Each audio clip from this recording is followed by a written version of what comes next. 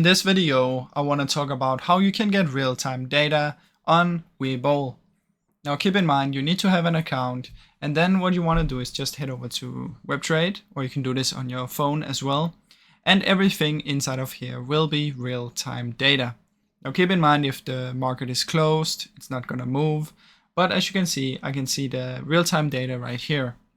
If you want to go more advanced, you can upgrade your Webull to Webull Premium, and what this will do is it will give you some enhanced versions of the real-time data, so you'll get advanced charting tools and stuff like this.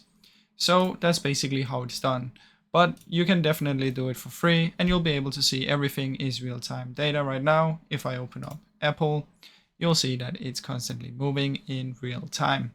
So that is how it works, guys. Now I really hope you enjoyed this short video. If you did, please leave a like and subscribe, as it helps me out a ton. Thank you so much for watching.